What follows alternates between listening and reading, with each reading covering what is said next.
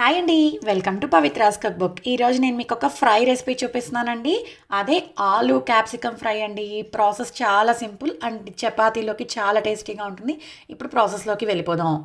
ముందుగా ఒక ప్యాన్లోకి 2 టేబుల్ స్పూన్ల ఆయిల్ని యాడ్ చేసుకోవాలి. ఈ ఆయిల్ బాగా వేడైన తర్వాత అందులోకి ఆవాలు బాగా స్ప్లిట్ అయిన తర్వాత కొద్దిగా జీలకర్ర, తర్వాత కొద్దిగా కరివేపాకుని యాడ్ చేసుకోవాలి. ఇవి బాగా ఫ్రై చేసుకోవాలి.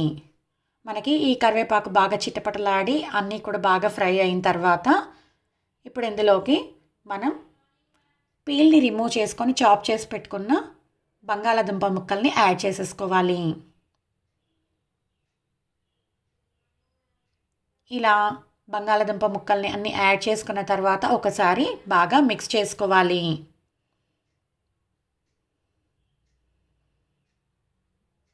ఇప్పుడు మనం కాసేపు లిడ్ క్లోజ్ చేసుకొని కుక్ చేసుకోవాలి. మనకి ఈ బంగాళాదుంప ముక్కలు సెమీ సాఫ్ట్గా కుక్ అయితే సరిపోతుందండి. ఎందుకంటే మనం మళ్ళీ మిగిలిన వెజిటేబుల్స్ని యాడ్ చేసుకుంటాం కదా.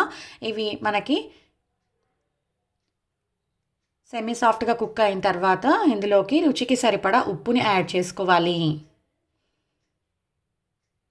తర్వాత చిటికెడంత పసుపుని కూడా యాడ్ చేసుకోవాలి. యాడ్ చేసుకొని బాగా మిక్స్ చేసుకోవాలి. ఇలా బాగా మిక్స్ చేసుకున్న తర్వాత కాసేపు వీటిని లిడ్ క్లోజ్ చేసుకొని కుక్ చేసుకోవాలి. మధ్య మధ్యలో ఒకసారి లిడ్ ఓపెన్ చేసుకుంటూ మిక్స్ చేసుకోవాలండి, లేకపోతే అడుగు అంటేస్తుంది. చూస్తున్నారు కదండి, మనకి బంగాళాదుంపలు రంగు మారి బాగా ఫ్రై అయ్యాయి. ఇప్పుడు ఇందులోకి మనం బంగాళాదుంపలు ఏ సైజులో అయితే ముక్కల్ని కట్ చేసుకున్నామో అదే సైజులో క్యాప్సికమ్ని కూడా కట్ చేసుకొని యాడ్ చేసుకోవాలి. ఈ బంగాళాదుంపలు క్యాప్సికమ్ రెండు కూడా ఈక్వల్ క్వాంటిటీస్లో తీసుకోవచ్చండి. మీకు ఏది ఇష్టం అనుకుంటే దాని ప్రకారం మీరు ఈ వెజిటబుల్స్ని యాడ్ చేసుకోవచ్చు. యాడ్ చేసుకొని ఒకసారి బాగా మిక్స్ చేసుకోవాలి.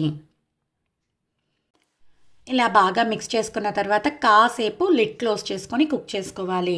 మనము ఈ క్యాప్సికమ్ని ఓవర్ కుక్ చేసుకోవాల్సిన అవసరం లేదండి. క్రంచీగానే ఉంటే టేస్టీగా ఉంటాయి.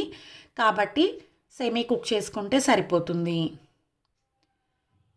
మనకి ఇప్పుడు 2 వెజిటేబుల్స్ కూడా బాగా కుక్ అయిపోయాయండి. ఇప్పుడు అందులోకి కొద్దిగా రెడ్ చిల్లీ పౌడర్, కొద్దిగా ధనియాల పొడి, కొద్దిగా గరం మసాలా,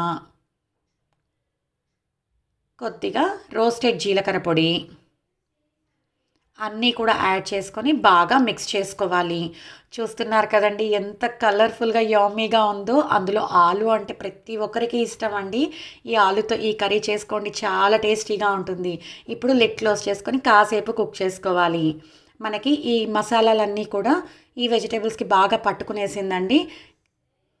ఇప్పుడు స్టవ్ టర్న్ ఆఫ్ చేసుకొని సన్నగా చాప్ చేసి పెట్టుకున్న కొత్తిమీరని యాడ్ చేసుకోవాలి.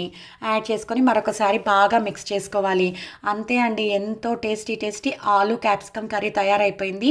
ఈ ఆలూ క్యాప్సికమ్ కర్రీ చపాతీలోకి రైస్లోకి చాలా బాగుంటుంది. తప్పకుండా మీరు కూడా ట్రై చేయండి. మీకు కనుక నచ్చినట్టయితే కమెంట్ సెక్షన్లో మెన్షన్ చేయండి. Thanks for watching. Please subscribe to our channel Pavitra's cookbook.